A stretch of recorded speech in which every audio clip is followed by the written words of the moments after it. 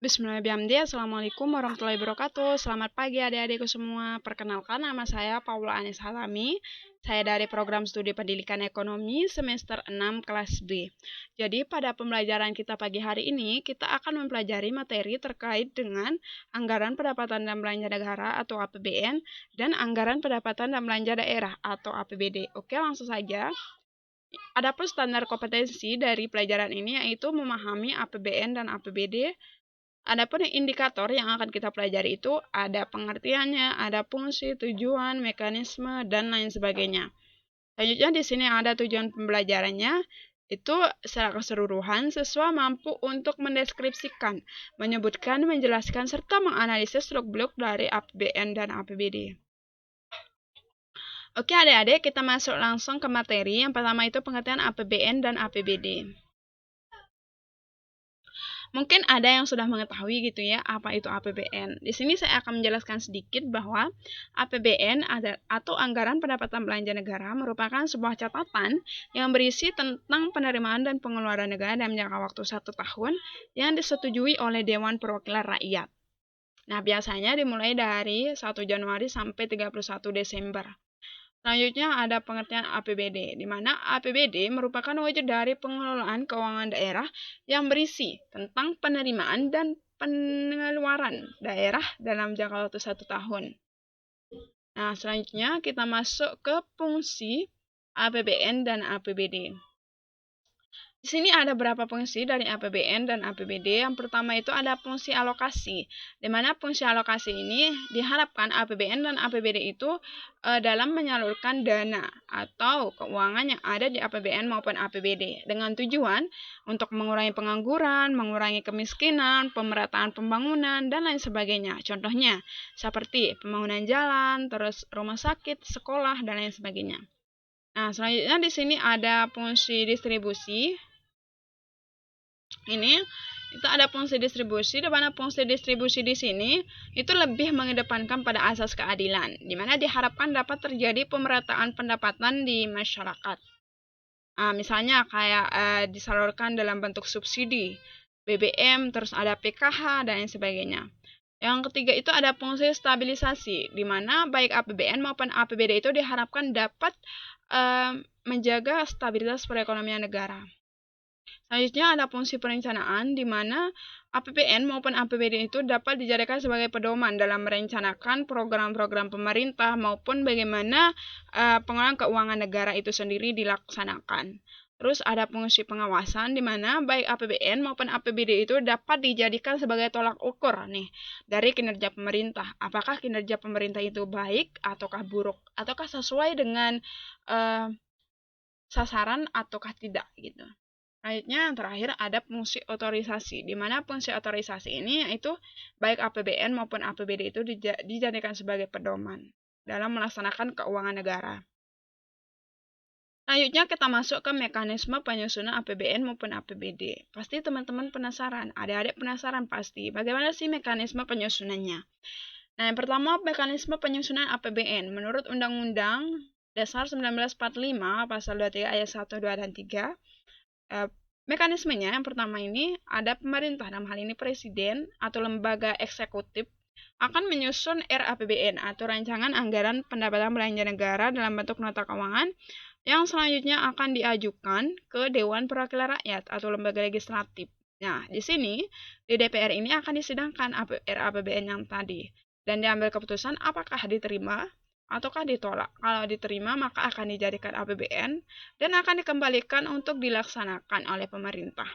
Tetapi kalau ditolak maka APBN tahun lalu yang akan dikembalikan dan dilaksanakan oleh pemerintah. Bagaimana nih kalau untuk APBD? Nah, APBD sendiri di sini ada pemerintah daerah.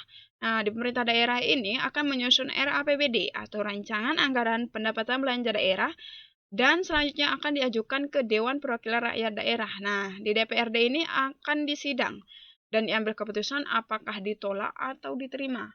Kalau diterima maka akan menjadi APBD dan dijalankan pada tahun itu, dan kalau ditolak maka yang dijalankan itu adalah APBD tahun lalu.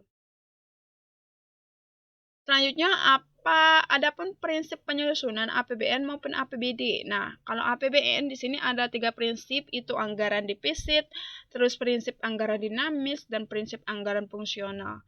Nah, kalau di Indonesia sendiri, sejak tahun 1999 itu yang digunakan itu adalah prinsip anggaran defisit. Nah, selanjutnya ada prinsip penyusunan APBD. Nah, prinsip penyusunan APBD sendiri itu yang pertama itu sesuai dengan kebutuhan penyelenggaraan pemerintah daerah, terus APBD itu disusun tepat waktu, terus transparan dan partisipatif, terus memperhatikan asas keadilan dan kepatutan, serta tidak bertentangan dengan kepentingan umum maupun kepentingan yang berada di atasnya atau yang lebih tinggi. Atau peraturan yang lebih tinggi maksudnya. Selanjutnya kita masuk ke struktur APBN maupun APBD. Nah, yang pertama struktur APBN sendiri di sini itu ada pendapatan, ada belanja, sama ada pembiayaan. Nah, pendapatan sendiri di sini yaitu baik pendapatan negara itu dari pendapatan pajak maupun non pajak. Kalau pendapatan pajak itu kan kayak pajak, retribusi, dan lain sebagainya. Terus non pajak kayak hibah, sumbangan, terus BUMN ataupun BUMD dan lain sebagainya. Selanjutnya ada belanja nih. Belanja negara itu dibagi menjadi 2. Itu ada belanja pemerintah pusat seperti belanja pegawai, belanja barang, belanja modal, belanja sosial, itu kayak PKH, terus belanja untuk kepentingan masyarakat seperti subsidi BBM dan lain sebagainya. Terus yang kedua itu ada transfer ke daerah dan desa. Itu dalam bentuk dana perimbangan. Itu dibagi menjadi 3. Ada dana alokasi umum, ada dana alokasi khusus, dan dana lainnya. Terus pembiayaan di sini ada surplus, bisa juga terjadi defisit. Nah, kalau surplus itu di mana pendapatannya itu akan lebih besar daripada belanjanya. Kalau defisit itu belanjanya yang lebih besar daripada pendapatannya. Adapun struktur dari APBD atau anggaran pendapatan belanja daerah sendiri itu ada 3 juga, ada pendapatan daerah, ada belanja daerah, dan ada pembiayaan daerah. Kalau pendapatan daerah itu didapat dari mana? Nah, itu ada pendapatan asli daerah, itu seperti ada pajak daerah, retribusi daerah, dan lain sebagainya. Terus ada dana perimbangan, itu dana perimbangan itu misalnya seperti dana bagi hasil, dana alokasi umum, dan dana alokasi khusus. Ini didapatkan dari pemerintah pusat. Terus ada lain-lain pendapatan daerah yang sah, misalnya seperti ada hibah, terus bantuan dari keuangan dari provinsi, dan lain sebagainya. Terus yang pada selanjutnya itu ada belanja daerah. Nah, uang daerah itu digunakan untuk apa gitu. Jadi ini ada belanjanya itu ada jenis gitu, ada belanja tidak langsung dan belanja langsung. Kalau belanja tidak langsungnya itu seperti belanja pegawai, bunga, subsidi, hibah, dan lain sebagainya. Kalau belanja langsungnya itu ada belanja pegawai, belanja barang dan jasa, dan lain sebagainya. Selanjutnya ada pembiayaan daerah, itu ada penerimaan pembiayaan, ada pengeluaran pembiayaan.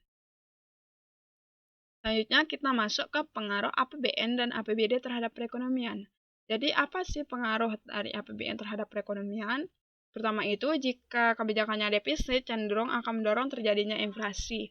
Tetapi jika surplus itu cenderung mendorong terjadinya deflasi atau penurunan harga.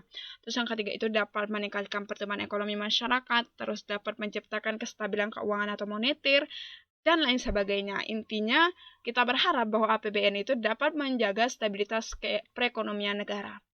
Nah, lalu apa sih pengaruh APBD terhadap perekonomian? Nah, APBD itu di sini diharapkan dapat menjaga kestabilan serta memperbaiki perekonomian masyarakat daerah. Nah, jika nih APBD mampu meningkatkan pertumbuhan ekonomi, maka dapat meningkatkan kesejahteraan masyarakat serta dapat meningkatkan jumlah investasi masyarakat daerah dan nasional atau potensi daerah tersebut sehingga perekonomian daerah tersebut akan lebih meningkat lagi. Oke, selanjutnya bagaimana sih alur APBN ke daerah gitu ya. Jadi ini adalah bagian dari alur belanja APBN ke daerah. Ini pemerintah pusat, ini daerah. Nah, ini ada APBN, itu pendapatan belanja pembiayaan. Nah, di belanja ini ada transport ke daerah nih, dengan tujuan untuk mendanai kewenangan daerah. Itu ada desentralisasi kan. Nah, itu dalam bentuk dana perimbangan, seperti dana bagi hasil, dana alokasi umum, dan dana alokasi khusus. Itu bentuk alur belanja APBN ke daerah.